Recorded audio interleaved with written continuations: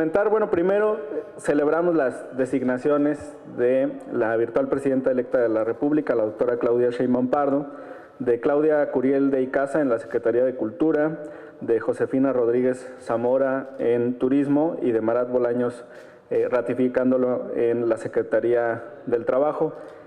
Particularmente sobre Josefina y Marat, pues son representantes del relevo generacional. Josefina tiene 34 años y Marat 38, entonces nos da mucho gusto que el relevo generacional esté presente en el gabinete.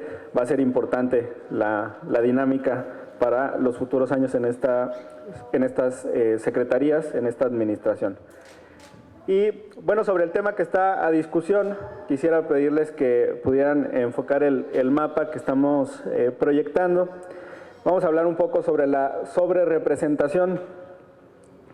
En el mundo existen 3 sistemas, principalmente para la asignación de curules, de espacios en el Congreso, en la Cámara de Diputados. Y estos sistemas implican mayoría, donde hay una elección por distritos en cada una de las naciones, que puede ser a nivel estatal o a nivel federal, dependiendo también de si son estados centralistas o si son federaciones. Y el otro sistema es representación proporcional, con listas que están presentadas por los partidos políticos, con mucha dinámica en cuanto a su integración. Hay naciones donde, por ejemplo, la lista es flexible y ustedes pueden votar por alguien que va en el lugar 10 de la lista y llevarlo hasta el primero. Y en el caso de mayoría, pues también hay ramas, algunas son en primera vuelta, otras, como el caso de Francia, son en segunda vuelta. Este es un mapa de IDEA, que es una organización internacional que vigila elecciones en todo el mundo. Han estado incluso en el proceso electoral de México. Y el tercer esquema es el mixto, que es el caso mexicano. Entonces, en los colores se puede diferenciar. Mayoría es el verde agua, representación proporcional es el azul marino y el sistema mixto es el amarillo. Ahí van a encontrar a México y algunos otros países del mundo. Y hay ejemplos, viene una tabla anexa, siguiente por favor, donde viene nación por nación cómo se eligen a los diputados. Un caso de sistema mixto como el nuestro, por ejemplo, es Bolivia. En Argentina es representación proporcional, en Australia es por mayoría, en Austria es representación proporcional, en Chile es representación proporcional, igual que en Colombia y Costa Rica. Siguiente, por favor. Vamos a dar algunos ejemplos de los países. En República Checa es representación proporcional, en Dinamarca es representación proporcional, lo mismo que en Ecuador. En El Salvador, con esta flexibilidad de que pueden escalar a quienes estén abajo en la lista. Lo mismo con Estonia, y tienes algunos otros países que tienen sistema mixto, como Alemania y como el caso de Guinea, por ejemplo, y Hungría, dentro de esta lista. Siguiente, por favor. Aquí ya viene la ubicación de México como un sistema mixto. Pasa lo mismo con otras naciones como por ejemplo Libia, Lesoto, Mauritania, son algunos de los casos que tienen un sistema mixto. Y bueno, ya vamos a pasar a la última, por favor, siguiente. Y aquí ya encuentras Suecia, que tiene representación proporcional, Tailandia, que tiene un sistema mixto, tienes también Ucrania con sistema mixto, Uruguay con un sistema de representación proporcional, y algo que sonó mucho en los últimos días es el caso de Reino Unido, que tiene un sistema de mayoría. ¿Por qué empezamos con estos sistemas? Porque en esta discusión de la sobrerepresentación, pues hay que considerar cómo está regulado por nuestra Constitución. En los países donde hay un sistema de mayoría, como Reino Unido, el ganador se lleva todo, y lo acabamos de ver con el triunfo aplastante del Partido Laborista, que arrasó en el Congreso.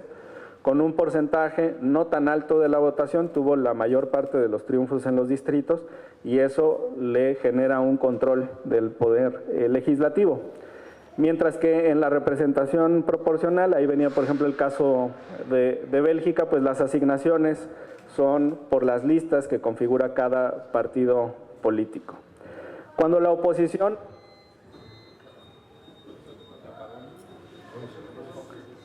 Ustedes me dicen cuándo reanudamos. ¿Ya estamos?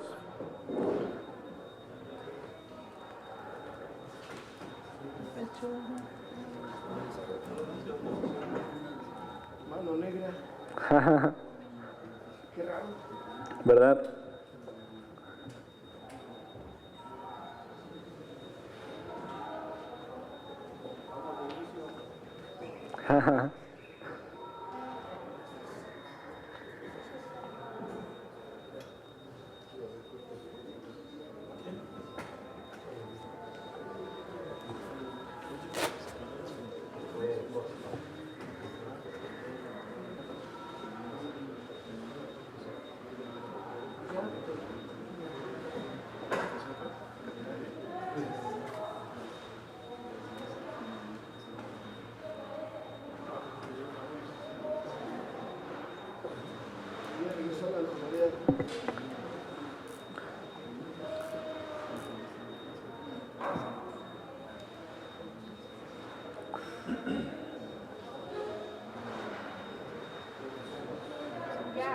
¿Ya estamos?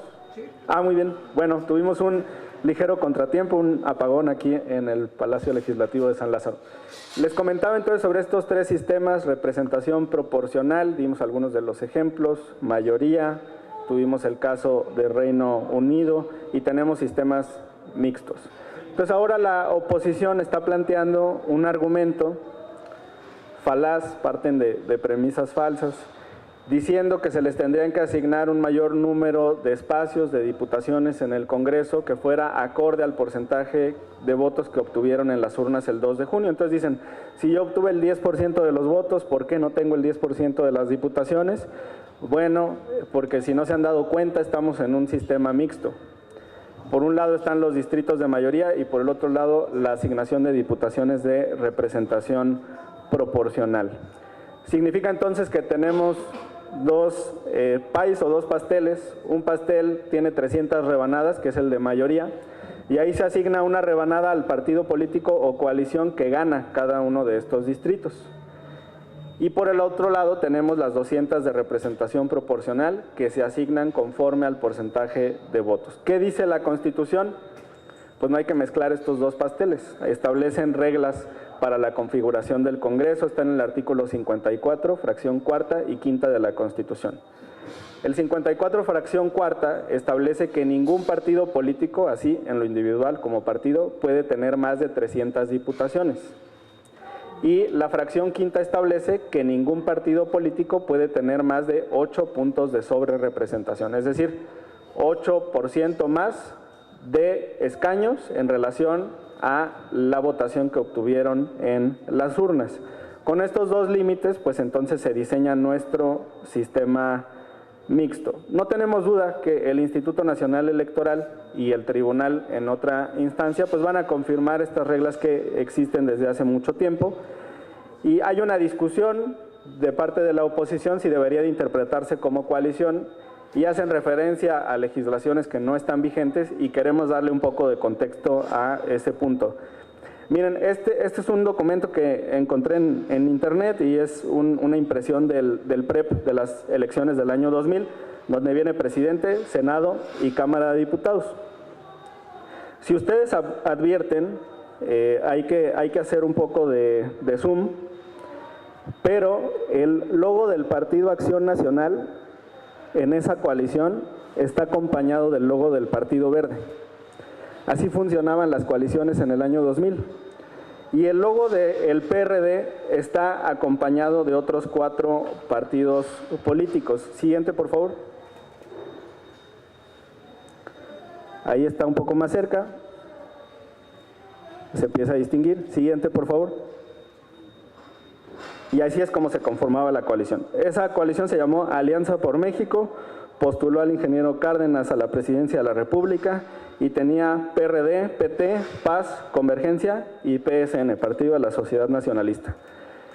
Y así aparecían en la boleta, de manera mezclada, digamos, uniforme, y solo había un recuadro para votar por esta coalición. Entonces hacía sentido que la asignación de las diputaciones de representación proporcional para coaliciones se interpretara como partido político. Tenían un solo recuadro en la boleta. Siguiente, por favor. Y lo mismo podemos decir del PAN. El PAN, cuando compite en el año 2000, que Fox gana la presidencia, se llamó Alianza por México, Alianza por el Cambio, y pues incluía a el PAN con el Partido Verde, pero en un mismo logotipo. Por esa razón, la legislación establecía que en ese momento las coaliciones tenían asignaciones de plurinominales como si fueran un partido, porque era prácticamente imposible distinguir si eran para el Verde o eran para el PAN los votos, si eran para el PRD, para el PT, para Convergencia, para el PAS o para el PSN. Ahora es distinto, ahora las coaliciones implican que cada partido político tiene su logotipo en la boleta, aunque tengan el mismo nombre del candidato. Y con ese voto que se está emitiendo por el logotipo del partido político, entonces se tiene la asignación de las diputaciones de representación proporcional. Supongamos que en el distrito 9 del estado de Jalisco va mi amigo Fabio Castellanos Polanco como candidato de Morena, del PT y del Verde. Si la ciudadanía de Jalisco votó por Fabio en la casilla del PT, para efectos de la diputación de mayoría, le cuenta a la coalición, que es este primer pastel que platicábamos. Pero para efectos de la representación proporcional, de la asignación de las pluris, ese voto le cuenta exclusivamente al Partido del Trabajo.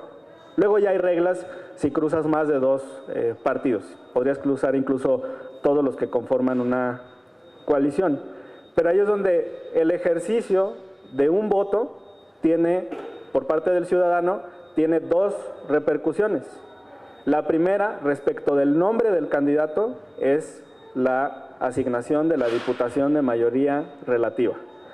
Y la segunda es, respecto del logotipo del partido que cruzó, tiene la asignación de las diputaciones de representación proporcional.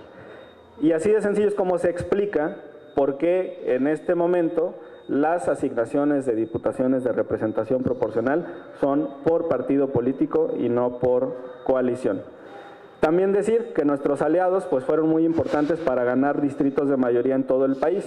En el caso de Jalisco, muchos de los distritos que se ganaron fueron por el voto a favor del PT, del Partido Verde. Si hubiera ido solo Morena, no lograba el triunfo en mayoría.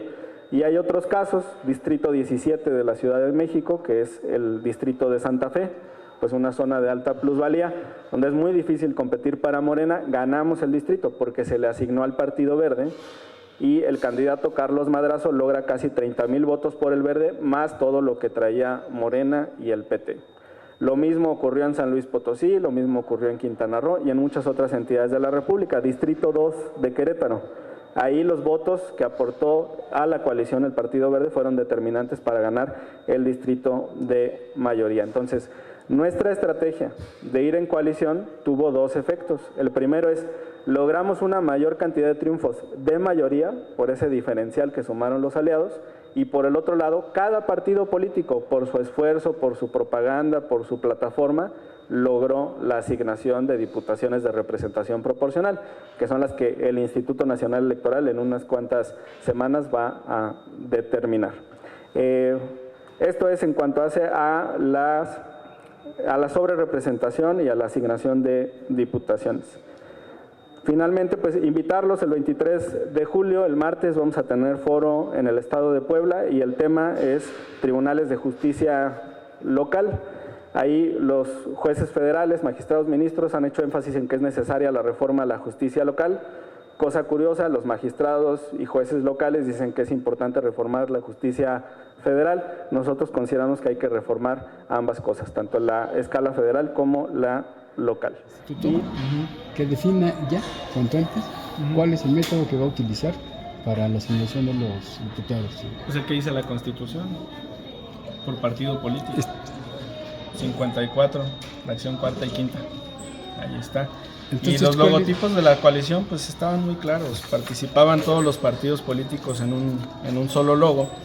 Esta es la coalición del 2000 del PRD. Entonces aquí no sabías a cuál de los partidos se le asignaba la pluri, por eso tenían su propia lista conjunta. Pero ahora es muy claro, cada quien tiene su recuadro. Entonces, ¿por qué hay tanta virulencia en esta defensa de la Constitución de la oposición? Porque así lo dicen. No, ellos están tergiversando la Constitución. La lectura pues tiene que ser textual para empezar.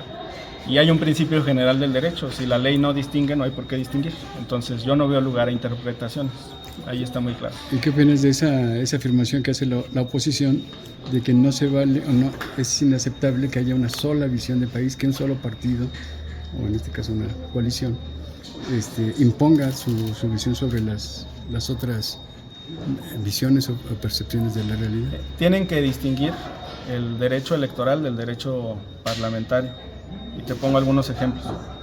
En la elección del 2018, la bancada del Verde que llegó aquí a San Lázaro, llegó electa en una coalición con el PRI y con Nueva Alianza.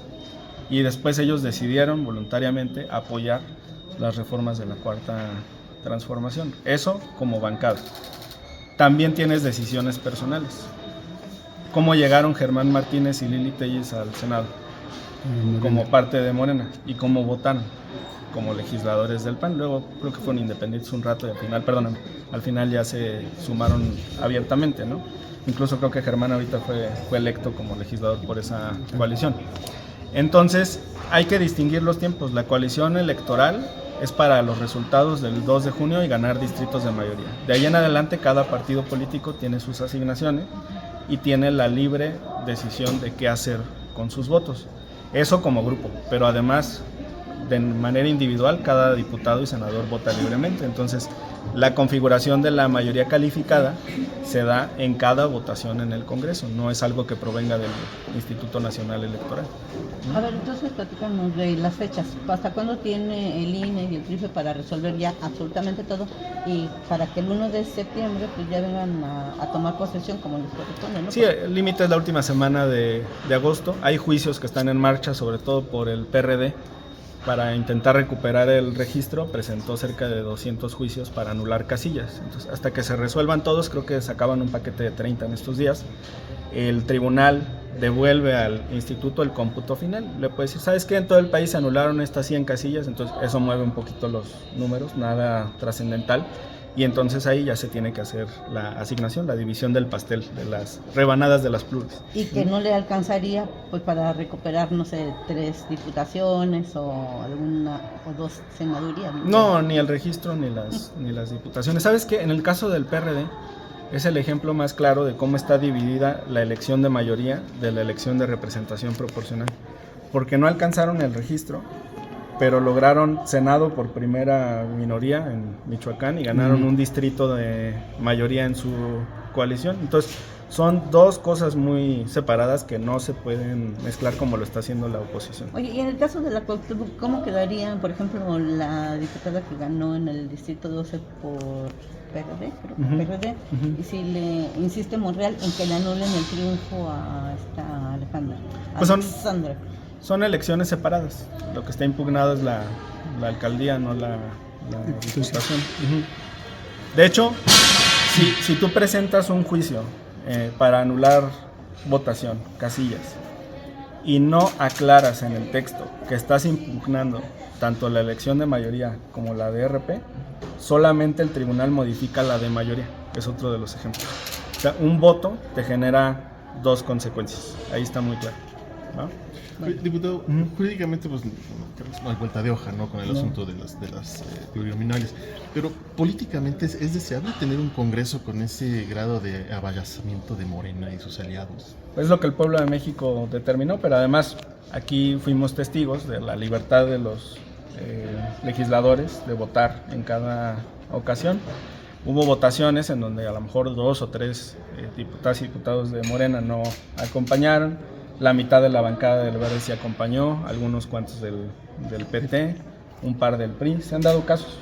Entonces pues es importante la pluralidad y eso no está conformado por la elección, sino por la decisión individual que tomen aquí cuando rindan protesta.